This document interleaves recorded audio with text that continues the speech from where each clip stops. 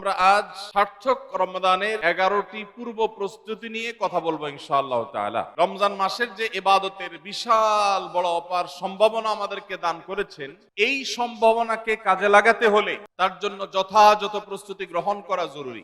আমাদের দেশে বেশিরভাগ মুসলমান রমাদান মাস আসলে আমরা কম বেশি নেক আমলের চেষ্টা করি, কিন্তু রমাদানের অনেক আগে থেকে যে আমাদের যথাযথ পূর্ব প্রস্তুতি গ্রহণ করার কথা, দুর্ভাগ্যজনকভাবে সেই প্রস্তুতি যথাযথভাবে আমরা বেশিরভাগ লোক গ্রহণ করি না, যার ফলে রমাদান আসে, রমাদান চলে যায়, আবার রমাদান মাস আসে, আবার চলে যায়। আমাদের তেমন কোনো পরিবর্তন হয় না, আমাদের মধ্যে তেমন কোনো চেঞ্জ আসে না, আমাদের জীবনের ভিতরে তেমন কোনো দৃশ্যমান পরিবর্তন চোখে পড়ে না। এই জন্য আমরা রমাদান মাসকে যদি অর্থবহ এবং আমাদের লাইফ চেঞ্জিং ইবাদতের মৌসুম হিসাবে, সিজন হিসাবে গ্রহণ করতে চাই, তাহলে এখন থেকে তার জন্য আমাদের সুনির্দিষ্ট প্ল্যান, পরিকল্পনা থাকতে হবে, প্রস্তুতি থাকতে হবে। আল্লাহ রাব্বুল আলামিন আমাদের সবাইকে সেই তৌফিক দান করুন। যেই প্রস্তুতিগুলো লাগবে, 11টি প্রস্তুতি, যেগুলো আমাদের রমজানকে সার্থক করতে পারে ইনশাআল্লাহ, তার মধ্যে সর্বপ্রথম যে প্রস্তুতিটি দরকার সেটি হলো রমজান মাস শুরু হওয়ার আগে থেকেই, যথেষ্ট আগে থেকেই তওবা এবং ইস্তেগফার করতে হবে। কি করতে হবে ভাই? তওবা ইস্তেগফার কেন করবেন? তওবা ইস্তেগফার তো সারা বছরের রুটিন আমল। রমাদানকে কেন্দ্র করে রমজান মাসকে যদি আপনি সঠিকভাবে ব্যবহার করতে চান, তাহলে কেন আপনাকে তওবা ইস্তেগফার করতে হবে? কারণ হলো তওবা এবং ইস্তেগফার এর মাধ্যমে আমরা আল্লাহর রহমতের উপযুক্ত হব। মক্কার মসজিদুল হারামের ইমাম শেখ আব্দুর রহমান আস-সুদাইস হাফিজাহুল্লাহ, তার কাছে সৌদি আরবের কিছু যুবকরা এসেছিলেন। এসে বললেন, শেখ, প্রতি বছর রমজান আসলেই আমরা অনেক প্ল্যান প্রোগ্রাম করি, অনেক কোরআন খতম দিব, অনেক নেক আমল করব, দোয়া রোনাজারি করব, দান সাদাকা করব। দুর্ভাগ্যজনক ভাবে সেটা আমাদের আর রমজান মাসে করা হয় না। আফসোস করতে করতে রমজান মাস পার হয়ে যায়। আপনি আমাদেরকে পরামর্শ দিন, কেন আমাদের প্রতি বছর জীবনে রমজান আসে অথচ সেটা সঠিক ব্যবহার করতে পারি না? তখন শেখ সুদাইস তাদেরকে বলেছিলেন, রমাদান মাসে ইবাদত বন্দেগী করতে পারা এটা আল্লাহর নেয়ামত, এটা আল্লাহর অনুগ্রহ, এটা আল্লাহর রহমত। যে রমজান পেয়েও ইবাদত করতে পারলো না, সে তো হতভাগা, কপাল পোড়া। এই হতভাগ্যের কাতারে সাধারণত সেই মানুষগুলোই পড়ে যারা আল্লাহর রহমতের উপযুক্ত না। আমরা নানাবিধ অপরাধে, নানাবিধ গুনাহ করে, নানাবিধ নাফরমানি করে আল্লাহর রহমতের উপযুক্ততা আমরা হারিয়ে ফেলেছি, যার কারণে রমজানের ইবাদতের তৌফিক হয় না। এই জন্য তিনি তাদেরকে নসিহা করেছিলেন যে আমি তোমাদেরকে উপদেশ দিচ্ছি, রমজান আসার আগে থেকেই আগের যে সমস্ত গুনাহ খাতা হয়েছে, যে সমস্ত নাফরমানি হয়েছে, আল্লাহর অবাধ্যতা হয়েছে, সেগুলোর জন্য চোখের পানি ফেলে রোনাজারি করে আল্লাহর কাছে ক্ষমা চাও। আল্লাহর কাছে ক্ষমা চেয়ে যদি আগের সবগুলোকে ভ্যানিশ করতে পারো, তাহলে আল্লাহর কাছে রহমতের উপযুক্ত হবে। বিষয়টা অনেকটা হালখাতার মতো। আপনার আগের দেনা দায় সব যখন পরিশোধ করে দিয়েছেন, নতুন করে আবার আপনি ধার করার, বাকিতে নেওয়ার উপযুক্ততা আপনার অর্জন হবে। ঠিক একইভাবে আমাদের নানা নাফরমানের কারণে আল্লাহর রহমত থেকে আমরা দূরে সরে গেছি। লানত অর্থাৎ রহমত থেকে দূরে সরে যাওয়া, এটার উপযুক্ত হয়ে গেছি অনেকে।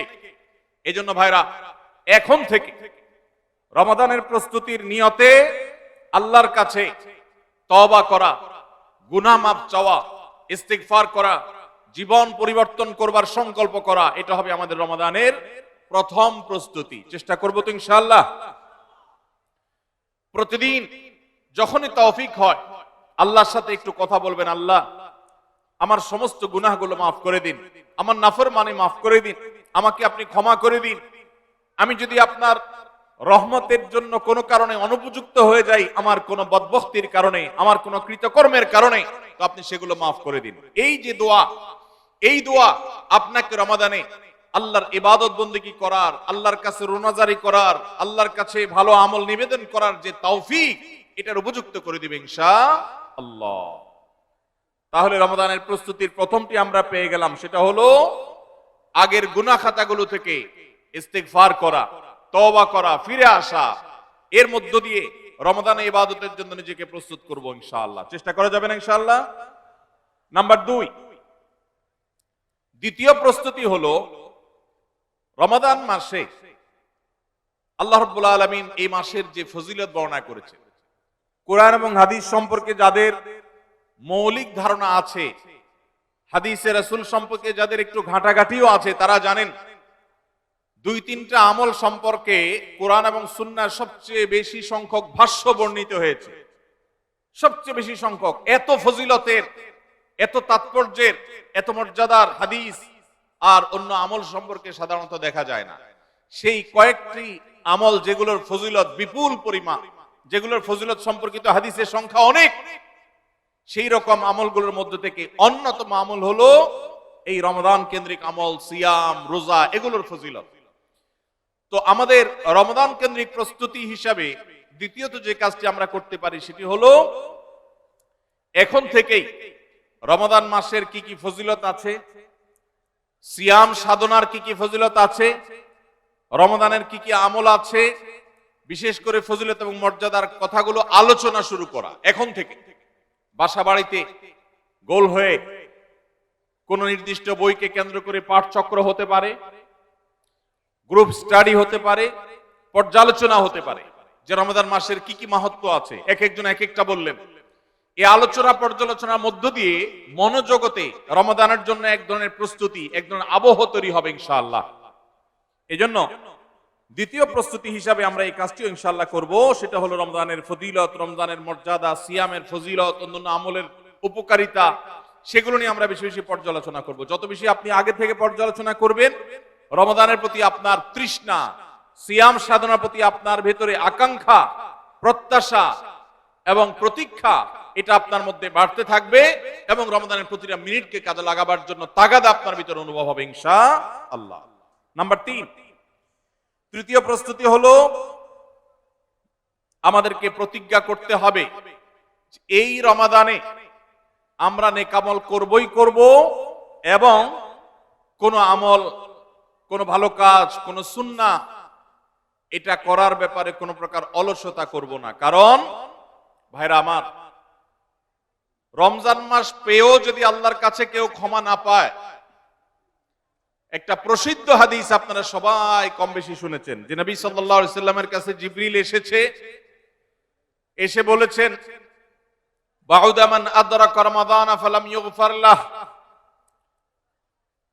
যে ব্যক্তি রমজান পেয়েছে অথচ রমজানের এই বিশাল সুবর্ণ সুযোগকে কাজে লাগিয়ে সে তার জীবনের সব গুনাহগুলো মাফ করাইতে পারে নাই, সে আল্লাহর কাছ থেকে মাগফিরাত আদায় করে নিতে পারে নাই, সে জাহান্নাম থেকে মুক্ত এই ঘোষণা সে আদায় করতে পারে নাই, অথচ সে রমজান মাস পেয়েছে, এর চাইতে হতভাগা আর কে হতে পারে? তার সে ধ্বংস হোক, এই বদদুআয় নবী সাল্লাল্লাহু আলাইহি সাল্লাম আমিন বলে সমর্থন জানিয়েছেন, সায় দিয়েছেন। এজন্য ভাইরা, রমজান মাস এসেছে কিন্তু আমল ইবাদত হয় নাই, রমজান মাস এসেছে আবার চলে গেছে কিন্তু আমার গুনাহ আল্লাহর কাছ থেকে মাফ করাতে পেরেছি বলে আমার বুক সায় দেয় না, তাহলে এর চাইতে বড় হতভাগা, এর চাইতে বড় কপাল পড়ার কেউ হতে পারে না। রমজানের আমল ইবাদত, রমজানের নেক আমল, রমজানের দোয়া, রমজান মাসের চোখের পানি ফেলা, এটা ভাইরা শুধুমাত্র নিজের প্রেরণার জায়গা থেকে শুধুমাত্র সওয়াব আহরণের জন্যই নয়। এটা যদি না করি তাহলে জিবরিলের বদদুআ, নবীজি সাল্লাল্লাহু আলাইহি সাল্লামের বদদুআ, আল্লাহর পক্ষ থেকে ধ্বংস হওয়ার পরোয়ানা, এগুলো অনিবার্য হয়ে যাবে। এই কথা চিন্তা করে এখন থেকে রমাদান কেন্দ্রিক প্রস্তুতির অংশ হিসাবে আমাদেরকে প্রতিজ্ঞা করতে হবে, এইবারের রমাদানের প্রতিটা দিন আমি আল্লাহর কাছে চোখের পানি ফেলে একটা নির্দিষ্ট সময় কান্নাকাটি করব, আমার গুনাহ খাতাগুলোকে মাফ করার নামে জাহান্নামীদের তালিকা আমার নাম যদি কোনো কারণে যেয়ে থাকে, আমি এমন ভাবে রোনাজারি করব, এমন ভাবে ইস্তেগফার করব, এমন ভাবে চোখের পানি ফেলবো, একান্ত নীরবে আল্লাহর সাথে কথা বলবো যেন আমার সমস্ত গুনাহগুলো মাফ হয়, জাহান্নামীদের তালিকা থেকে যেন আমার নাম কেটে যায়।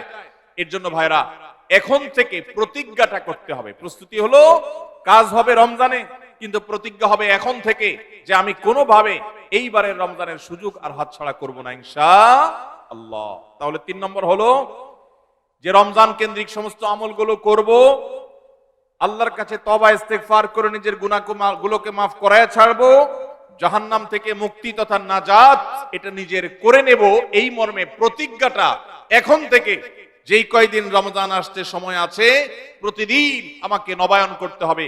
প্রতিজ্ঞা আজকেরটা যেভাবে হবে কালকেরটা আরো স্ট্রং হবে, তারপরের দিন আরো স্ট্রং হবে।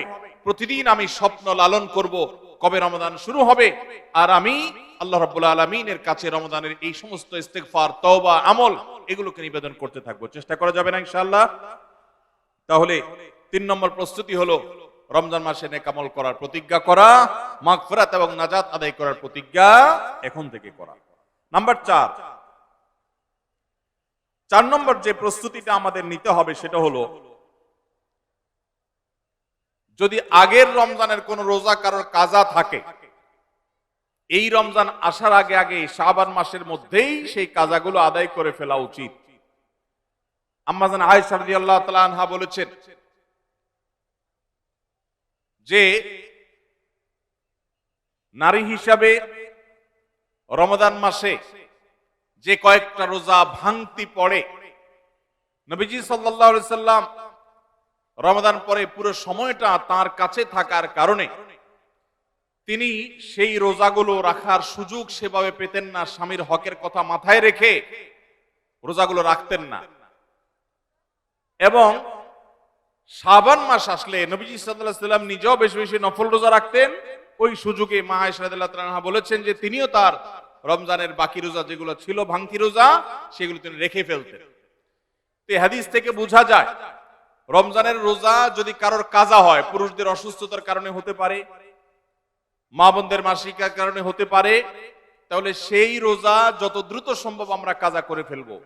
এবং সেই কাজা করতে যদি কোনো কারণে, যৌক্তিক কারণে বা যে কোনো কারণে যদি বিলম্ব হয়, তাহলে এই বছরের আসন্ন রমাদানের প্রস্তুতির অংশ হিসাবে আগের রমজানের কোনো ভাঙতি রোজা থাকলে সেগুলো সব রেখে কাজা করে সম্পূর্ণভাবে এই রোজার জন্য প্রস্তুত হবে। এটা হলো 4 নম্বর প্রস্তুতি।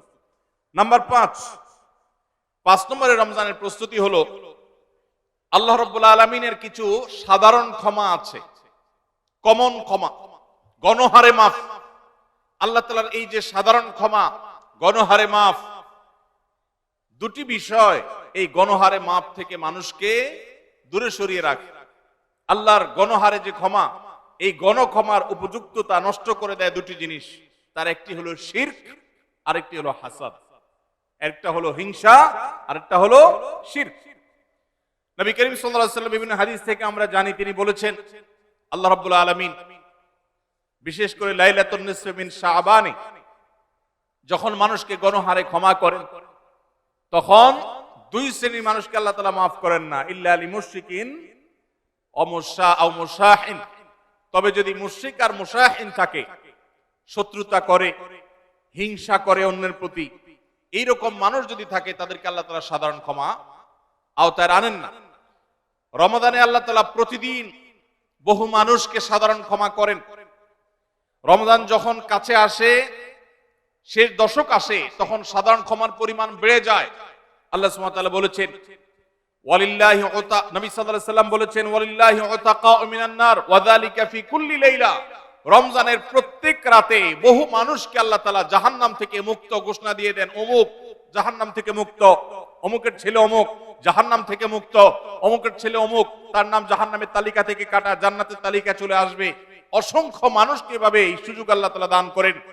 যারা শিরকে লিপ্ত, সেটা যেই কোনো ধরনের শিরক হোক, কবরকে যারা সিজদা করে, মাজারকে যারা পূজা করে, জীবিত মৃত মানুষকে যারা সিজদা করে, কবরে যারা প্রার্থনা করে, সেখানে যারা সন্তান চায়, ব্যবসার উন্নতি চায়, যত প্রকার শিরক আছে কবর কেন্দ্রিক, এগুলাতে লিপ্ত হয়, অথবা এর বাইরে আরো যত রকমের শিরক গোটা দুনিয়াতে আছে, কোন প্রকার শিরকে যখন মানুষ লিপ্ত হয়, তখন এই ব্যক্তি আল্লাহ তাআলার সাধারণ ক্ষমার উপযুক্ত আর থাকে না।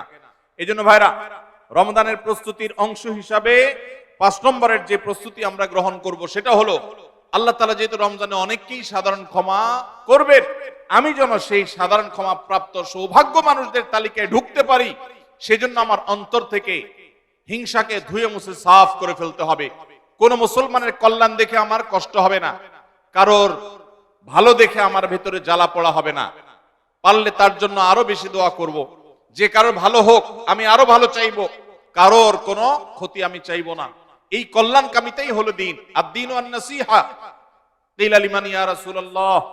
ক্বালা লিল্লাহি ওয়া লিরাসূলিহি ওয়া লিআম্মাতিল মুসলিমিনা ওয়া আইম্মাতিহিম। নবী সাল্লাল্লাহু আলাইহি সাল্লাম বলেছেন, ধার্মিকতা কিসের নাম? ধার্মিকতা, দিনদারিতা কিসের নাম? ধার্মিকতা হলো কল্যাণকামিতার নাম। আল্লাহ রাব্বুল আলামিনের আদেশ নিষেধ মেনে চলা, নবী সাল্লাল্লাহু আলাইহি সাল্লামের আদেশ নিষেধ মেনে চলা, এটাই হলো তাদের জন্য কল্যাণকামিতা। আর সকল স্তরের সাধারণ মানুষের কল্যাণ চাওয়া, কারোর ক্ষতি না চাওয়া, এটাই হলো দিনদারিতা। যে ব্যক্তি কারোর ক্ষতি চায়, যে মুসলমান আরেক মুসলমানের ভালো দেখলে তার ভিতরে জ্বালা পোড়া করে, অস্থিরতা আসে, সে ভালো মুসলমান না, সে হিংসুক, তার ভিতরে কবিরা গুনাহ আছে। এজন্য রমজান মাসে আল্লাহর সাধারণ ক্ষমা পেতে হলে অন্তরকে এখন থেকে পরিচ্ছন্ন করতে হবে, চোখটা বন্ধ করে মনে রাখতে হবে, স্মরণ করতে হবে, আমার আশেপাশে এমন কে আছে যার কল্যাণ দেখলে আমার সহ্য হয় না, যার ভালো দেখলে আমার ভিতরে জ্বালা পোড়া করে, যার সুসংবাদ শুনলে আমার ভিতরে খারাপ লাগা কাজ করে, তাহলে বুঝতে হবে তার প্রতি আমার হিংসা আছে। আল্লাহর জন্য নিজের হিংসা থেকে পরিচ্ছন্ন হয়ে অন্তরকে ধুয়ে সাফ করে তারপরে রমজানের সাধারণ ক্ষমার জন্য উপযুক্ত করতে হবে এখন থেকে। ঠিক একইভাবে আমি আমার কথায়, আমার কাজে, আমার বিশ্বাসে কোন মাধ্যমে আল্লাহর সঙ্গে শিরক করছে কিনা, আরশের মালিকের সাথে শিরক করছে কিনা, আল্লাহ বলেছেন ইন্নাল্লাহা লা ইয়াগফিরু আন ইউশরাকা বিহি ওয়া ইয়াগফিরু মা দুনা যালিকা লিমান ইয়াশা। আল্লাহর সঙ্গে শিরক করা হলে এটা আল্লাহ মাফ করবেন না। শিরকের অপরাধ, এটা যদি কেউ করে তওবা ছাড়া মারা যায়, আল্লাহ তাআলা এই অপরাধ ক্ষমা করবেন না, এটা আল্লাহর আগে থেকে দেওয়া ঘোষণা। কোরআনে আল্লাহ আরো বলেছেন, লোকমান হাকিমের উদ্ধৃতি দিয়ে, ইন্নাশ শিরকা লাযুলমুন আযীম, তিনি তার সন্তানকে উপদেশ দিতে গিয়ে বলেছিলেন যে ইন্নাশ শিরকা লাযুলমুন আযীম, শিরক সবচেয়ে বড় অপরাধ। এজন্য ভাইরা, শিরক থেকে পরিচ্ছন্ন না থাকলে রমাদানের কোন ইবাদত, কোন আমল আমাদের কাজে আসবে না। এজন্য রমজানের প্রস্তুতি হিসেবে শিরক এবং হিংসা থেকে অন্তরকে পরিচ্ছন্ন করা, পবিত্র করা, এটা হলো আমাদের পঞ্চম প্রস্তুতি। নাম্বার 6, বিগত রমজান যেগুলো আমাদের জীবনে এসেছে, সেই সমস্ত রমাদানে কেন আমার আমল ইবাদত হয় নাই? রমজান আসার আগে নিয়ত করছি কোরআনটা খতম দিব, কিন্তু দিতে পারি নাই। রমজান আসার আগে নিয়ত করেছিলাম এই বছর একটা তারাবিও মিস করব না, কিন্তু অনেকগুলো মিস হয়ে গেছে। রমজান আসার আগে নিয়ত করেছিলাম এই বছর রমজান থেকে ধূমপান করা ছেড়ে দিব, কিন্তু অনেকে ছাড়তে পারেন নাই। রমজান আসার আগে নিয়ত ছিল এই বছর রমজানে একটা খারাপ জিনিস মোবাইলে, টিভিতে দেখবো না, কিন্তু সেই প্রতিশ্রুতি রাখতে পারি নাই। কেন পারি না? বিগত রমজানের সমস্ত আমল নামা নিয়ে বসতে হবে এখন থেকে, শাবান থেকে, আজকে থেকেই, যে আমার গত রমজানে আমল ইবাদতের ক্ষেত্রে প্রতিবন্ধকতা, বাধাগুলো কি কি ছিল, একটা একটা করে সম্ভব হলে লিখে ফেলবেন। নাম্বার 1, আমি তারাবিটা নিয়মিত পড়তে পারি নাই, কারণ অমুক অমুক বন্ধুর সাথে আড্ডায় যেতে হয়েছে, তাহলে এটা আমার একটা বাধা। আমি হারাম জিনিস থেকে বেঁচে থাকবো, কিন্তু পারি নাই, কেন? কারণ ফেসবুকে ঢুকছি একটা কাজে, সেখান থেকে আমার আরো 5টা অকাজ করা লাগছে, তাহলে এটা আরেকটা কারণ, ফেসবুক। এভাবে একটা একটা করে আপনি যদি কারণ লেখেন, লেখার পর আসন্ন রমাদানকে অর্থবহ এবং সার্থক করবার স্বার্থে এবং প্রয়োজনে সেই চিহ্নিত কারণগুলো একটা একটা ধরে হিম্মত করে, সৎসাহস করে আল্লাহকে সন্তুষ্ট করবার আশায় ছুঁড়ে ফেলে দিতে হবে নিজের জীবন থেকে। এই সংকল্প এবং এই কাজটা যদি আপনি করতে পারেন, তাহলে ইনশাআল্লাহ আপনি দেখবেন আপনার এই রমজান আপনার জীবনের শ্রেষ্ঠ রমজান হয়েছে। ভাইরা আমার, নবী করিম সাল্লাল্লাহু আলাইহি সাল্লাম তাঁর জীবদ্দশায় কয়টা রমজান পেয়েছেন? মাত্র 8টা রমজান পেয়েছেন। দ্বিতীয় হিজরিতে রমজানের রোজা ফরজ করা হয়েছে, দশম হিজরিতে আল্লাহ তাকে দুনিয়া থেকে নিয়ে গেছেন। মাত্র 8টা রমাদান তিনি পেয়েছেন নবী সাল্লাল্লাহু আলাইহি সাল্লাম। বহু সাহাবী আছেন, তাদের জীবনে রমজান মাত্র পেয়েছেন একটা রমজান পেয়েছেন। এরপরে রমজান আসার আগে হয়তো জিহাদের ময়দানে গিয়ে শাহাদাত বরণ করেছেন। অনেক সাহাবী আছেন হয়তো 40, 45, 50 বছর বয়সে ইসলাম গ্রহণ করেছেন, এরপরে কয়েক বছরের মধ্যে দুনিয়া থেকে চলে গেছেন, রমজান পেয়েছেন অল্প কয়েকটা। আর আমরা জন্মসূত্রে মুসলমান হওয়ার সুবাদে এক একজন মানুষ 20টা, 30টা, 40টা, 50টা রমজান আমরা পেয়েছি। দুর্ভাগ্য আমাদের, সাহাবায়ে কেরাম মাত্র 2, 4, 5টা রমজান পেয়ে তাদের জীবনকে যেই পর্যায়ে নিয়ে গেছেন, আমরা বেশিরভাগ মানুষ জীবনে 30, 40, 50টা রমজান পেয়েও আমাদের জীবনকে সে পর্যায়ে নিতে পারি নাই। ভাইরা আমার, এই জন্যই আসন্ন রমাদানকে সঠিকভাবে ব্যবহার করবার জন্য আমাদের বিগত রমজানগুলোর সমস্ত সমস্যাগুলোকে চিহ্নিত করতে হবে। কি কি কারণে আমি এর আগের রমজানগুলো সঠিকভাবে কাজে লাগাতে পারিনি, ব্যবহার করতে পারিনি, সেগুলো একটা একটা করে দূর করতে হবে।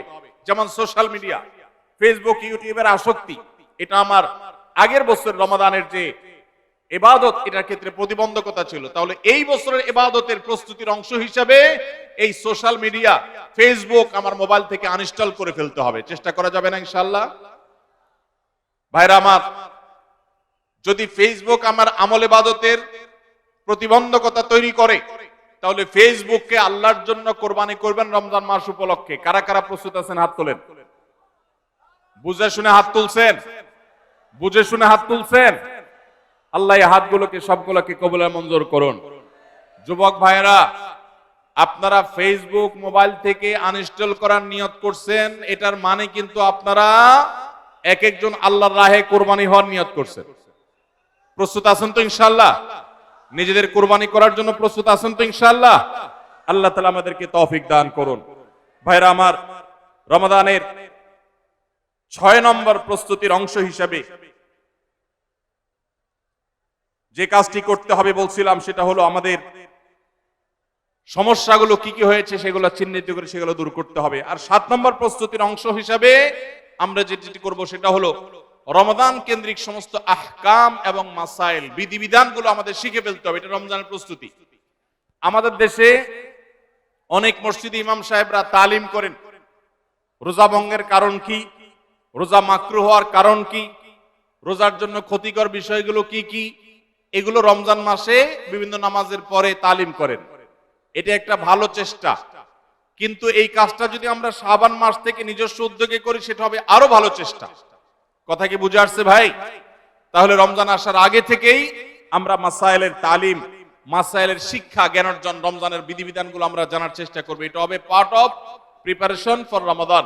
রমজানের জন্য প্রস্তুতির অংশ হিসাবে আমাদের এখন থেকে রমজান এবং সিয়ামের মাসাইলগুলো জানতে হবে। আল্লাহ আমাদের সবাইকে আমলের তৌফিক দান করুন। 8 নম্বর হলো রমজানে যে আমলগুলো করবেন এখন থেকে সেগুলোর ওয়ার্ম আপ এবং রিহার্সেল শুরু করে দিবেন, প্রস্তুতি শুরু করে দিবেন, চর্চা শুরু করে দিবেন। কারণ মানুষ দাঁড়ানো অবস্থায় হঠাৎ করে জোরে দৌড় দিতে পারে না। একটা গাড়ি সেটা দাঁড়ানো অবস্থায় হঠাৎ করে 100, 150, 110, 20 গতিতে চলতে পারে না। প্রথম 10, 20 হয়, এরপরে 40, 60 হয়, এরপর আস্তে আস্তে 100 বা 110, 20 হয়। এই জন্য রমাদান মাসে যদি আপনি বিপুল পরিমাণ ইবাদত করতে চান, অনেকে আছেন অপেক্ষা থাকেন রমজানের চাঁদ উঠলে সব শুরু করব। এদের দ্বারা জীবনে কিছুই হয় না। যারা আসলেই রমজানে কিছু করতে চায় তারা এখন থেকে শুরু করবে। রমজানে আমরা রোজা রাখবো, নবী সাল্লাল্লাহু আলাইহি সাল্লাম শাবান থেকে নফল রোজা রাখার অভ্যাস শুরু করতেন। রমজানে আমরা দোয়া করব, এখন থেকে দোয়ার রিহার্সেল শুরু করা, প্রস্তুতি শুরু করা। যে কোনো গুরুত্বপূর্ণ কাজের আগে মহড়া শুরু হয়, তারপরে মূল কাজ শুরু হয়। এই জন্য শাবান মাস থেকে আমাদের প্রস্তুতি চলতে হবে। চেষ্টা করা যাবে না ইনশাআল্লাহ? তাহলে 8 নম্বরের প্রস্তুতি হলো যেই আমলগুলো রমজানে করব সেগুলোর রিহার্সেল, সেগুলোর প্রস্তুতি, ওয়ার্ম আপ এখন থেকে শুরু হবে। নাম্বার 9, রমজান মাসের দিন এবং রাত যেভাবে কাটাবেন তার জন্য একটা প্ল্যান করে ফেলবেন। সুন্দর করে একটা স্কেডিউল করে ফেলবেন, রুটিন করে ফেলবেন যে আমি কোরআন তেলাওয়াতটা কোন সময় করব। দিনের কোন সময়টাতে আমি কোরআন তেলাওয়াতের জন্য টাইম বরাদ্দ রাখলে সেটা মিস হবে না। হতে পারে ঘুমানোর আগে, হতে পারে ফজরের পরে। কোন টাইমটা আমার সবচেয়ে কোরআন তেলাওয়াতের জন্য নিরাপদ টাইম সেটা আমি ফিক্স করব। এই ঠিক একই ভাবে আমি আল্লাহর কাছে রোনাজারের জন্য ভালো সময় কোনটা সেটা ঠিক করব। আমরা আমাদের আসুন্নাহ ফাউন্ডেশন থেকে আপনারা জানেন রমাদান প্ল্যানার নামে একটা প্ল্যানার তৈরি করেছি রমজানকে অর্থবহ করবার জন্য। এবছর আরেকটা নতুন বই আমাদের আসছে সামনের সপ্তাহে ইনশাআল্লাহ। মাহে রমজানের 27টি আমল, মাসনুন আমল, কোরআন সুন্নাহর আলোকে প্রত্যেকটা খুঁটিনাটি আমলকে আলাদা আলাদা করে উল্লেখ করা হয়েছে। খুব ছোট্ট ছোট বই, উদ্দেশ্য রমাদানকে অর্থবহ করা। অতএব রমাদানকে অর্থবহ করবার জন্য আপনার প্ল্যান করতে হবে আগে থেকে, সেটা এখন থেকেই, যে আপনি কখন কোন কাজটা করবেন, কোন আমলটা করবেন, কোন ভালো কাজটা করবেন। এগুলো যদি আগে থেকে প্ল্যান হয় দেখবেন কাজটা করা সহজ হয়েছে। নাম্বার 10, রমাদানের প্রস্তুতির অংশ হিসাবে চাঁদ দেখার চেষ্টা করতে হবে। চাঁদ দেখা, আজকাল চাঁদ দেখার আমলটা বিলুপ্ত হয়ে গেছে। অনেকটাই হারিয়ে যাচ্ছে। চাঁদ দেখা কমিটি ছাড়া সাধারণ মানুষ চাঁদ দেখতে আমরা ভুলে গেছি। আমরা চাঁদ দেখি কিন্তু ফেসবুকে, আকাশে না। চাঁদ কি ফেসবুকে দেখবেন না আকাশে দেখবেন? সবাই যদি চাঁদ ফেসবুকে খোঁজেন তাহলে আকাশে সরকারি কিছু লোক খুঁজবে, হেলাল কমিটির লোকজন খুঁজবে। হেলাল কমিটির লোকদের উপরে ভরসা করে যদি এই কোটি কোটি মানুষ তাদের রোজা রাখে তাহলে প্রায় বছর দেখেন গন্ডগোল লাগে। চাঁদ উঠছে আবার উঠে নাই, উঠে নাই ঘোষণা হয়ে আবার 11টা বাজে 10টা বাজে উঠছে। এই ঘটনা হয় না? হয় না? এই ঘটনা এই জন্য হয় যে আমরা সবাই চাঁদ দেখার দায়িত্বটা পালন করি না। নবীজি বলেছেন সুমু লিরুইয়াতিহি ওয়া আফতিরু লিরুইয়াতিহি, তোমরা রোজা রাখো চাঁদ দেখে, আবার ঈদও করো চাঁদ দেখে। এই জন্য 29শে শাবান পশ্চিম আকাশে চাঁদ খোঁজার চেষ্টা করবেন সন্ধ্যার সময়। চেষ্টা করবেন না ইনশাআল্লাহ? চেষ্টা করে যদি চাঁদ দেখতে নাও পারেন তারপর আপনি সওয়াব পাবেন। আর যদি চাঁদ দেখেন তাহলে দোয়া পড়বেন আল্লাহুম্মা আহিল্লাহু আলাইনা বিল ইয়ুমনি ওয়াল ঈমান ওয়াস সালামাতি ওয়াল ইসলাম রাব্বি ওয়া রাব্বুকাল্লাহ। হে আল্লাহ, এই চাঁদকে আপনি বরকত এবং ঈমান দিয়ে আমার জন্য পরিপূর্ণ করে দিন। এই মাস আমার জন্য নিরাপদ এবং ইসলাম দিয়ে পরিপূর্ণ করে দিন। হে চাঁদ, তোমার আর আমার পালন করতে একজন আল্লাহ। অতএব এই চাঁদ দেখার চেষ্টা করব। এটাও রমাদানের প্রিপারেশন, রমাদানের প্রস্তুতির অংশ। 11 নম্বর হলো আল্লাহর কাছে ভাই চোখের পানি ফেলে এখন থেকে দোয়া করব, আল্লাহ এই যে রমজান আসছে এটা যেন আমার জন্য লাইফ চেঞ্জিং হয়, এটা যেন আমার জীবন পরিবর্তনকারী হয়, এটা যেন আমাকে মুত্তাকি বানিয়ে ছাড়ে, এটা যেন আমাকে নেকামল ওয়ালা বানিয়ে দেয়, এটা যেন আমার জীবনে বিশাল বড় অ্যাচিভমেন্ট এনে দেয়, এটা যেন আমাকে মাগফিরাত পাইয়ে দেয়, এটা যেন আমাকে নাজাত পাইয়ে দেয়, এটা যেন আমাকে জান্নাতের উপযুক্ত করে। এই রমজান যেন আমাকে জাহান্নামীদের তালিকা থেকে আমার নামকে কাটানোর নিশ্চয়তা এনে দেয়। সেইভাবে রমজানকে কাটাবার জন্য আপনি তৌফিক দান করুন। এখন থেকে আল্লাহর কাছে এই বরাদ্দ আদায় করতে হবে, চেয়ে নিতে হবে এবং সেটার জন্য দোয়া করতে হবে। এই দোয়াটা হলো একাদশ এবং সর্বশেষ প্রস্তুতি। চেষ্টা করা যাবে না ইনশাআল্লাহ? রমাদান উপলক্ষে আস-সুন্নাহ ফাউন্ডেশন থেকে আমরা একটা ঘোষণা গত বছরে দিয়ে রেখেছি, ইনশাআল্লাহ এই রমাদানে সেটা কার্যকর হবে। সেটা হলো যে রমজান মাসে যদি কেউ পুরো কোরআনে কারীম অর্থ সহকারে বুঝে পড়ে, মাদ্রাসার নিচের ক্লাসের ছাত্ররা তারা শরীক হতে পারবে, উপরের ক্লাসের ছাত্র অথবা আলেম ওলামা তাদের জন্য এটা না, কারণ তারা তো এই কম্পিটিশনে এমনিতেই ভালো করবে। এটা আমাদের সাধারণ শিক্ষিত ভাইদের জন্য, স্কুল কলেজের ভাইদের জন্য, সর্বস্তরের নারী পুরুষ, দেশে বিদেশে প্রবাসে থাকা সব মানুষদের জন্য উন্মুক্ত। অনলাইনে নিজস্ব ওয়েবসাইটে আমরা এই পরীক্ষা নিয়ে থাকি। 6টি ধাপে সারা বছর নেওয়া হয়েছে। এখন সামনে রমাদানে যেটা হবে সেটা হলো মূল। যে কেউ যারা আগের কোনো ধাপে পরীক্ষা দেয় নাই তারাও সবাই দিতে পারবে। কাজ হলো শুধু একটাই, সেটা হলো রমাদানকে কেন্দ্র করে আপনি টার্গেট করবেন পুরা কোরআনের শুরু থেকে শেষ পর্যন্ত আমি একবার ভালো করে অর্থ সহকারে বুঝে পড়ার চেষ্টা করব। চেষ্টা করা যাবে না ইনশাআল্লাহ? আল্লাহ তাআলা কি বলেছেন পুরা কোরআনে আমরা অনেকেই পড়তে চাই, জানতে চাই, কিন্তু হয়ে ওঠে না।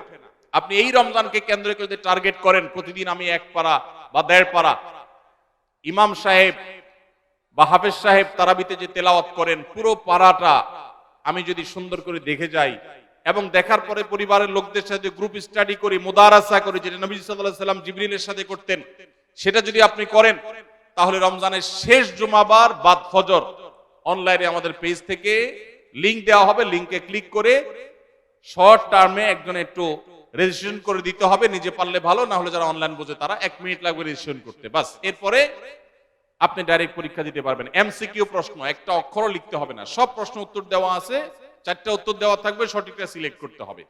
এই পরীক্ষা যারা বিজয়ী হবেন তাদের জন্য পুরস্কার হলো 15 লক্ষ টাকা।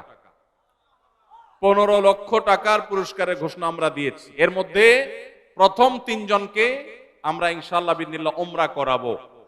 3 জনের উমরার জন্য আল্লাহর 3 বান্দা ইতোমধ্যে স্পন্সর হয়ে টাকা জমা দিয়ে দিয়েছেন আমাদের কাছে। এখন শুধুমাত্র কারা কারা উমরা যেতে চান সে মানুষগুলো দরকার। আপনারা সবাই যেতে চান ইনশাআল্লাহ? অতএব ভাইরা, রমাদানকে কেন্দ্র করে ওই যে প্রিপারেশন, প্রস্তুতির অংশ হিসেবে এখন থেকে কোরআনে কারীম বুঝে পড়া শুরু করে দেন। পরীক্ষার দিন পরীক্ষা দেন। আপনি পুরস্কার জিতেন আর না জিতেন, আল্লাহ বলেছেন ফাস্তাবিকুল খায়রাত, ভালো কাজে প্রতিযোগিতা করা এটা ইটসেলফ একটা ভালো কাজ। অতএব আপনি পরীক্ষায় অংশগ্রহণ করেছেন, প্রতিযোগিতায় নাম লিখিয়েছেন, এটাই একটা ইবাদত। আপনার রমাদান কর্তব্য করে যেতে পারে ইনশাআল্লাহ।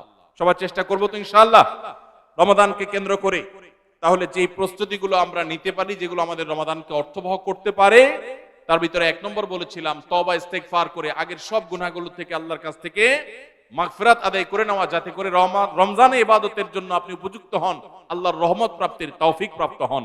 অনেক সময় গুনাহগুলো ইবাদতের ক্ষেত্রে বাধা হয়, গুনাহের কারণে আল্লাহর ইবাদতের তৌফিক হয় না। নাম্বার 2, আল্লাহ রাব্বুল আলামিন রমাদানের এবং সিয়ামের যে ফজিলতের কথা বলেছেন, নবীজি সাল্লাল্লাহু আলাইহি ওয়াসাল্লাম যেসব ফজিলতের কথা বলেছেন, মর্যাদা, মাহাত্ম্য, তাৎপর্যের কথা বলেছেন, এগুলোর আলোচনা, পর্যালোচনা, এগুলো এখন থেকে শুরু করা।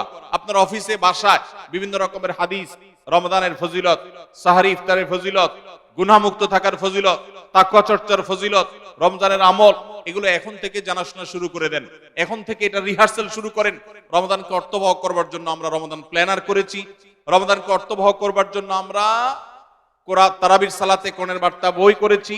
রমাদানকে অর্থবহ করার জন্য আমাদের আরেকটা বই আসছে, মাহে রমজানের 27 আমল। এই সব আয়োজন কিভাবে রমজানকে সুন্দরভাবে কাটানো যায়, সেজন্য এখন থেকে আপনি ফজিলতের হাদিসগুলো জানেন, আলোচনা করেন, দেয়ালে দেয়ালে নিজের বাসায় লাগায় রাখেন এবং বারবার দেখেন, পর্যালোচনা করেন, আবহ তৈরি হবে ইনশাআল্লাহ। নাম্বার 3, তৃতীয় প্রস্তুতি হলো এইবারের রমাদানে যে কোনো ভাবে মাগফিরাত আদায় করে ছাড়বো আল্লাহর কাছ থেকে। জাহান্নামীদের তালিকা আমার নাম থেকে থাকলে এটা কাটায় ছাড়বো, এই মর্মে প্রতিজ্ঞা করা, এটাও প্রিপারেশন। এখন থেকে নিয়ত করা যে এই রমজানটা অর্ডিনারি রমজান হবে না, এই রমজানটা শুধু সাহারি আর ইফতার আর তারাবি এই 3 জিনিসের নাম হবে না, এটা একটা অর্থবহ রমজান হবে। একটা নাফরমানি আমি করব না, একটা গুনাহ আমি করব না। এখন থেকে প্রতিজ্ঞা করতে হবে নিজের সাথে নিজে, প্রতিদিন নিজের সাথে নিজের বোঝাপড়া ফাইনাল করতে হবে, এটা প্রস্তুতি। নাম্বার 4, বিগত রমাদানের যদি কোনো রোজা কাজা হয়ে থাকে সেগুলো সব আদায় করে শেষ করতে হবে শাবানের মধ্যে। নাম্বার 5, শিরক এবং হাসাদ, হিংসা, এগুলোর কারণে আল্লাহর সাধারণ ক্ষমার উপযুক্ততা মানুষ হারিয়ে ফেলে, সেগুলো থেকে মুক্ত থাকার প্রতিজ্ঞা করে মুক্ত থাকার জন্য চেষ্টা করতে হবে এখন থেকে, যে শিরক থেকে থাকলে জীবনে কখনো সেই শিরক থেকে মুক্ত হওয়া, অন্তরের কারো প্রতি হাসাদ থাকলে সেটাকে দূর করা, তার কল্যাণকামী হওয়া, এগুলোর মধ্য দিয়ে রমজানে যে সাধারণ ক্ষমা হবে তার জন্য যে উপযুক্ততা তৈরি করা, এটাও রমজানের প্রস্তুতির অংশ। নাম্বার 6, বিগত রমজানগুলোতে কোন কোন কারণে আমার আমল হয় না, কোন দোস্তের কারণে, কোন বন্ধুর কারণে, কোন গ্রুপের কারণে, কোন অ্যাপসের কারণে, কোন ফেসবুকের কারণে, সেগুলো একটা একটা করে এই রমজানে যেন জীবনে না থাকে সেগুলা ছিন্ন করার জন্য প্রস্তুতি নেওয়া। নাম্বার 7, রমজানের মাসলা মাসাইল গুলো জানা, এটাও রমজানের প্রস্তুতির অংশ, এখন থেকে সেটা করা। 8 নম্বর হলো রমজানে যে আমল করতে চান এখন থেকে সেগুলো শুরু করে দেন, তেলাওয়াত করা। অনেক সালাফ শাবান মাস থেকে প্রচুর তেলাওয়াত করা শুরু করতেন, নবীজি শাবান মাস থেকে নফল রোজা শুরু করতেন। এগুলো হলো আগে থেকে প্রস্তুতি এবং মহড়া। রমজানে যা করবেন, দান সদকা করবেন, এখন থেকে লিস্ট করেন, তালিকা শুরু করে দেন, টাকা পয়সা শুরু করে দেন, এগুলো হলো পার্ট অফ প্রিপারেশন। 9 নম্বর হলো রমজান কিভাবে কাটাতে চান তার একটা রুটিন করে ফেলেন, দিন রাত 24 ঘন্টার রুটিন। বাচ্চাদের, ফ্যামিলির অনেক ধরনের আমল আছে রমজানকে কেন্দ্র করে, যেগুলো হারিয়ে গেছে আমাদের সমাজ থেকে। রুটিন করেন এবং ইলম অর্জন করার চেষ্টা করেন। নাম্বার 10, চাঁদ দেখার চেষ্টা করতে হবে, এটাও রমজানের প্রস্তুতির অংশ। আর 11 নম্বর হলো আল্লাহর কাছে দোয়া করতে হবে, আল্লাহ যেন আমাদেরকে রমজানের রোজাকে যথাযথভাবে আদায় করার তৌফিক দান করেন। চেষ্টা করা যাবে তো ইনশাআল্লাহ। আল্লাহ রাব্বুল আলামিন আমাদের সবাইকে রমজানকে সর্বোচ্চ কাজে লাগাবার, সর্বোত্তম ব্যবহার করবার তৌফিক দান করুন। সবাই চেষ্টা করবো তো ইনশাআল্লাহ। ভাইরা আমার, জীবনে রমজান হতে পারে এটাই শেষ, সেই চিন্তা করেই আমাদেরকে রমাদানকে ইস্তেকবাল করতে হবে, অভ্যর্থনা জানাতে হবে। এটাকে শেষ রমজান ধরেই প্রিপারেশন নিতে হবে, আগাইতে হবে। এইবার যদি সুযোগ মিস হয়, হয়তো আর সুযোগ আমার কাছে আসবে না, সেই চিন্তা করেই করতে হবে। তাহলে ইনশাআল্লাহ এই রমাদানে অর্থবহ কিছু করা সম্ভবপর হবে। আমরা সবাই সেজন্য যার যার জায়গা থেকে সচেষ্ট হব আগে থেকেই। এবং মনে রাখবেন, আবারও বারবার বলছি যে নবী সাল্লাল্লাহু আলাইহি ওয়াসাল্লামের সেই হাদিসটি মাথায় রাখতে হবে, রমজান মাসটা আমল করে, ইবাদত করে কিছু কামাইতে পারলাম ভালো, না কামাইতে পারলাম তেমন কোনো ব্যাপার না। ব্যাপারটা সেরকম না। ব্যাপারটা হলো, যদি এই মাস চলে যায় আর অবহেলায় আপনি আল্লাহর কাছ থেকে মাগফিরাত আদায় করতে না পারেন, তাহলে বাউদামান আদরাকা রমাদান ওয়া লাম ইগফার লাহ, এই হাদিসের মেজদাক হবেন আপনি, এই হাদিসের প্রয়োগ ক্ষেত্র হবেন আপনি। সেক্ষেত্রে রমজান পেয়েও মাগফিরাত না পাওয়ার কারণে ধ্বংস অনিবার্য হয়ে যাবে। এটা শুধুমাত্র শখের বিষয় না, এটা ডু অর ডাই এর মতো ব্যাপার। আপনি রমজান পাইলেন না, মাগফিরাত পাইলেন না, জাহান্নাম নিশ্চিত হবে। অতএব যারা বাঁচতে চাই তারা এখন থেকে প্ল্যান প্রোগ্রাম করব, করা যাবে না ইনশাআল্লাহ? সেই সাথে আমি শুরুতে যেটা বলেছিলাম, রমাদান সেই মাস যেই মাসে আমল এবং ইবাদতের শুধু উন্নতি আর তারাক্কি না, মুসলমানদের সার্বিক অগ্রগতি উন্নতি আল্লাহ রাব্বুল আলামিন এই মাসে দিয়েছেন। ঐতিহাসিক বদরের যুদ্ধের সেই স্মৃতি বিজড়িত মাস এই রমাদান, মক্কা বিজয়, বড় বড় ঘটনা ইসলামের ইতিহাসে, বড় বড় সাফল্য আল্লাহ তাআলা রমাদানে দিয়েছেন। অতএব সেই জন্য নিজেদেরকে প্রস্তুত করতে হবে, প্রস্তুতি এখন থেকে গ্রহণ করতে হবে। এবং বাংলাদেশের এই মাটি আল্লাহ রাব্বুল আলামিন যেন দ্বীনের জন্য, ঈমানের জন্য, কোরআনের জন্য, সুন্নাহর জন্য কবুল করেন। এদেশের মুসলমানদের অন্তরের অন্তঃস্থলে যেন দ্বীনকে আল্লাহ তাআলা গেঁথে দেন। আমাদেরকে সবাইকে যেন আল্লাহ তাআলা প্র্যাকটিসিং মুসলমান বানায় দেন। নামদারি মুসলমানদেরকে আল্লাহ যেন সিরিয়াস মুসলমান বানায় দেন। নামাজি মুসলমানকে যেন আল্লাহ আখলাকওয়ালা মুসলমান বানায় দেন। আখলাকওয়ালা মুসলমানকে যেন আল্লাহ মুখলিস মুসলমান বানায় দেন। আমরা সব সময় দোয়া করব ইনশাআল্লাহ। এই আসন্ন রমাদানকে কেন্দ্র করে সেই দোয়া আরো বাড়াতে হবে, তার প্রিপারেশন আরো বাড়াতে হবে। এদেশের সংখ্যাগরিষ্ঠ মানুষ তারা ইসলামকে পছন্দ করে, মুসলমান তারা ইসলামকে ভালোবাসে মনে প্রাণে, ধর্মপ্রাণ। এরপরও এদেশে একের পর এক বিভিন্ন সময় আমরা দেখেছি ইসলামকে নানাভাবে আঘাত করা হয়। আমরা মুসলমানরা সর্বশক্তি দিয়ে এই সামান্য কিছু হাতে গোনা ইসলাম এবং মুসলমানদের প্রতি বিদ্বেষ পোষণ করা এই অপশক্তি, এদেরকে দমন করবার শপথ আমাদেরকে গ্রহণ করতে হবে রমাদানকে কেন্দ্র করে। আপনারা অনেকে ইতোমধ্যে জেনেছেন, অনেকে আপনারা জেনেছেন এবং দেখেছেন, দেশে সংস্কার কার্যক্রম যে চলমান আছে, এখানে নারী বিষয়ক সংস্কারের যে কমিশন, সেই কমিশন পত্রপত্রিকা আপনারা দেখেছেন, অনেকে সুপারিশ করেছে বৈষম্য দূর করার নাম দিয়ে কোরআন যে বাবার সম্পত্তিতে, মায়ের সম্পত্তিতে মেয়েদেরকে ছেলেদের অর্ধেক সম্পদ দিতে বলেছে, সে আইনটা এখনো সামাজিকভাবে প্রচলিত আইনে কার্যকর আছে। এইটাকে পরিবর্তন করার, আল্লাহর বিধানকে পরিবর্তন করার সুপারিশ করেছে এই নারী বিষয়ক সংস্কার কমিশন।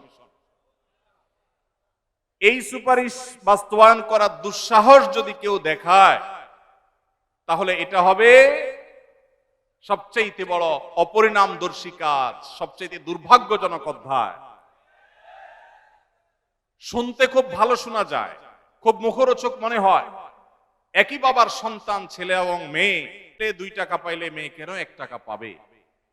কিন্তু এর পেছনে লুকায়িত আছে এক গভীর শয়তানের ষড়যন্ত্র। সেটা হলো পশ্চিমা পৃথিবীর মানুষেরা তাদের পরিবার ব্যবস্থাপনা ধ্বংস হয়ে গেছে, বহু আগেই তাদের পরিবার ব্যবস্থাপনা মুখ থুবড়ে পড়েছে। আজ এই ভারতবর্ষে শুধু মুসলমান কেন, আমাদের এই অঞ্চলের হিন্দু, খ্রিস্টান, বৌদ্ধ সব ধর্মের মানুষের মধ্যে পারিবারিক বন্ডিং এবং পরিবার ব্যবস্থাপনা, স্বামী স্ত্রীর মধ্যকার সৌহার্দ্য যতটুকু আছে, পশ্চিমারা সেগুলা কল্পনাও করতে পারে না। ওরা আমাদের চাইতে জ্ঞানে বিজ্ঞানে এগিয়ে থাকতে পারে, ওরা আমাদের চাইতে তথ্য প্রযুক্তিতে অগ্রসর থাকতে পারে, তারা অবকাঠামোতে আমাদের চাইতে 200 বছর এগিয়ে থাকতে পারে, কিন্তু পরিবার ব্যবস্থাপনা আমরা ওদের চাইতে 500 বছর এগিয়ে আছি। আমাদের এখানকার স্বামী স্ত্রীর মধ্যকার ভালোবাসা, এটা তাদের দেশে সোনার হরিণ। আমাদের এখানকার সন্তানের সাথে বাবা মার বন্ডিং, তাদের ওখানে সেটা দুষ্প্রাপ্য। ভাইরা আমার, এই যে সমতার নাম দিয়ে, বৈষম্য দূরের নাম দিয়ে এই যে নতুন প্রস্তাবনা আসছে, এই প্রস্তাবনার মিনিং হলো পরিবার ব্যবস্থাপনাকে ধ্বংস করে ফেলা। কিভাবে সেটা?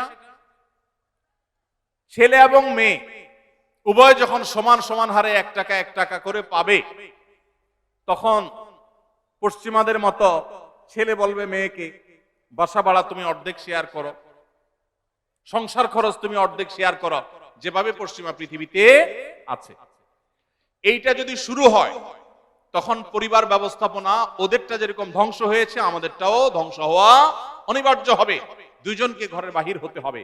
এটা হলো স্বামী স্ত্রীর মধ্যকার রেষারেষি শুরু হওয়ার একটা সূচনা, একটা সূত্রপাত, যে তোমার কাছে 2 টাকা আছে, আমার কাছে 2 টাকা আছে, তাহলে সংসার খরচ আমি দিলে তুমি কেন দিবা না, তোমাকেও দিতে হবে। এখন আল্লাহ রাব্বুল আলামিন যে সুন্নাতুল্লাহি ফিল আরদ, পৃথিবীতে আল্লাহর যে নিয়ম রেখেছেন, পুরুষরা বাহিরের দিকটা সামলায়, মেয়েরা ভেতরের দিকটা সামলায়, পুরুষরা বাহিরের জগৎটাকে দেখে, মেয়েরা ভেতরের জগৎটাকে দেখে। এই যে বন্টন, এই বন্টনের মধ্য দিয়ে যে পরিবার ব্যবস্থাপনা মানব সভ্যতার শুরু থেকে আজও পর্যন্ত আসছে, এটার ভিন্ন পথ এক্সপেরিমেন্ট করে চালিয়ে, পরীক্ষা চালিয়ে পশ্চিমারা ফেইলিওর হয়ে গেছে, ব্যর্থ হয়ে গেছে। এখন আমাদের সমাজকে ব্যর্থ করার অপচেষ্টায় এদেশে তাদের কিছু দোসররা করছে এবং তারা এই কাজে লিপ্ত আছে। বিধায় আমাদেরকে চোখ কান খোলা রাখতে হবে। কোরআনে কারীমের আইন, কোরআনে কারীমের বিধান এমনিতেই তো নাই, যে দুই একটা সমাজের খাঁজে ভাজে আছে, এগুলাকে ধুয়ে পরিষ্কার করার যে শয়তানের ষড়যন্ত্র, নীল নকশা, এটা ইনশাআল্লাহ এদেশের মানুষ বাস্তবায়ন করতে দিবে না। এদেশের মানুষ দিনকে যতটা ভালোবাসে, ফু মেরে, তুড়ি মেরে সংস্কারের নামে আল্লাহর দেওয়ার সেই বিধান, এটাকে উড়িয়ে দেয়া হবে আর সাধারণ মানুষ চুপচাপ বসে থাকবে। এটা বোকার স্বর্গে বসবাস করা ছাড়া আর কিছুই নয়। এমনিতেই কোরআনের কোন আইন, কোন বিধান, আল্লাহর আদেশ বা নিষেধ মুসলিম অধ্যুষিত দেশ হিসাবে, ধর্মপ্রাণ মানুষদের দেশ হিসাবে, সেটা আমাদের আইনে, সংবিধানে এমনিতেই স্থান পাচ্ছে না। যেগুলো আছে দুই একটা, সেগুলো মুছে পরিষ্কার করার এই ষড়যন্ত্র এদেশের প্রত্যেকটা মুসলমান রুখবে ইনশাআল্লাহ। ভাইরা আমার, এই জন্য আমাদেরকে চোখ কান খোলা রাখতে হবে, আমাদেরকে সতর্ক থাকতে হবে। তবে সেই সাথে আমাদের এও মাথায় রাখতে হবে, মা বাবার সম্পদে বোনদের অধিকার, এটাকে আমরা অনেক পুরুষরা বঞ্চিত করছি, তাদেরকে অধিকার দিচ্ছি না। যেটুকু কোরআন বলেছে সেটুকুর বাস্তবায়ন হলেই সমাজ শান্তিতে পরিপূর্ণ হয়ে যাওয়ার কথা, কিন্তু সেটা বাস্তবায়ন করার নাম নাই, সেটাকে পরিবর্তন করার বরং চেষ্টা চলছে। ভাইরা আমার, আল্লাহ রাব্বুল আলামিন আমাদেরকে নারী পুরুষের মধ্যে সমতা বিধান করতে বলেন নাই, ন্যায্যতা বিধান করতে বলেছেন। কি করতে বলেছেন? সমতা। ইসলাম সমতার কথা বলে না, ন্যায্যতার কথা বলে। সব সময় সমতা মানুষের ন্যায্যতাকে নিশ্চিত করে না, সব সময় সমতা মানুষের ন্যায্যতাকে নিশ্চিত করে না। এজন্য ইসলাম ন্যায্যতা কথা বলেছে। ন্যায্যতা এটা থাকতে হবে, সমতা থাকা জরুরি নয়। আল্লাহ আপনাকে একটা ছেলে দিছে, একটা মেয়ে দিছে। ছেলেটার জ্বর হয়েছে, তাকে নাপা খাওয়াইছেন 103 ডিগ্রি জ্বর। মেয়েটার শরীরে কোনো জ্বর নাই, সুস্থ মানুষ, তাকে বলতেছেন তুমিও তো আমার ঘরে জন্ম নিয়েছো, এক পাতা নাপা কিনেছি, ছেলেটাকে খাইয়েছি একটা, তুমিও তো ভাত খাইছো, এখন একটা নাপা তুমিও খাও, না হলে তো আমার ভয় হয় যে আমি সমতা বিধান করলাম না। কি বলেন? ছেলের জ্বর হয়েছে, তাকে নাপা খাওয়াইছেন, এখন সমতা যদি বজায় রাখতে হয় তাহলে মেয়েকেও কি করা লাগবে? নাপা খাওয়ানো। এক ছেলের বয়স 20, তার জন্য যে সাইজের জামা কিনেছেন, আরেকজনের বয়স 10। সমতা বিধান করতে হলে তার জন্য একই সাইজের জামা কিনতে, একই সাইজের জামা যদি কিনেন তাহলে সেটা কি ইনসাফ হবে না বেইনসাফ হবে? ইসলাম এই মুখরোচক, সস্তা, শুনতে শুধু ভালো শোনা যায় এরকম সমতা নারী পুরুষের মধ্যে করতে বলে না, ন্যায্যতাকে নিশ্চিত করতে বলে। আপনি কোথাও আপনার ছেলে মেয়েদেরকে কোনো ভালো কিছু দেখাবার জন্য নিয়ে গেছেন, দুইজন ছেলে বা একজন ছেলে একজন মেয়ে গেছে, একজন বড় একজন ছোট, একটু উপরে উঠে দেখতে হবে। সেজন্য যে বড় 15 বছর বয়স, তার দেখার সুবিধার জন্য 3টা ইট দিয়ে বলেছেন তুমি এবার দাঁড়াও, সে দেখতে পাচ্ছে। এখন যার বয়স 5, তার জন্য যদি 3টা ইট দেন, সে কি দেখতে পাবে? কিন্তু যেহেতু বড়জনকে 3টা দিবেন, ছোটজনকেও 3টা দিবেন, ছেলেকে 3টা দিবেন, মেয়েকেও 3টা দিবেন, এটা হলো সমতার দাবি। আর ন্যায্যতার দাবি হলো যার 3টা লাগে তারা 3টা দিবেন, যার 6টা লাগে তাকে 6টা দিবেন। এটা হলো ন্যায্যতা। ইসলাম নারী পুরুষের মধ্যে ন্যায্যতা নিশ্চিত করতে বলে, সমতা নয়। পশ্চিমারা যে সমতার কথা বলে, এটা মুখরোচক, বস্তা পচা, সস্তা স্লোগান। এই স্লোগান কখনো ইনসাফ প্রতিষ্ঠা করতে পারে না। পশ্চিমাদের সমাজ ব্যবস্থা ইনসাফ প্রতিষ্ঠা হয় নাই। নারীরা মুসলমানদের চাইতে 1000 গুণ বেশি নিগৃহীত, নিষ্পেষিত। আমাদেরকে বুঝতে হবে এবং ধারণ করতে হবে। আল্লাহ রাব্বুল আলামিন কোরআন এবং হাদিসের আলোকে আমাদের জীবনকে, আমাদের সমাজকে, আমাদের দেশকে, আমাদের পরিবারকে, সবকিছুকে ঢেলে সাজাবার তৌফিক আমাদেরকে দান করুন। আমাদেরকে কোরআন এবং হাদিসকে ধারণ করতে হবে, রমাদান কর্তব্য করতে হবে। যে সমস্ত কথা আমরা শুনলাম, জানলাম, দিনভর আলোচনা হলো, আল্লাহ তাআলা আমাদের সবাইকে আমলের তৌফিক দান করুন। হাদা ওয়া সাল্লি ওয়া সাল্লিম আলা নবিয়িনা মুহাম্মদ ওয়া জাযাকুমুল্লাহু খাইরা। ওয়াসসালামু আলাইকুম ওয়া রাহমাতুল্লাহি ওয়া বারাকাতুহু।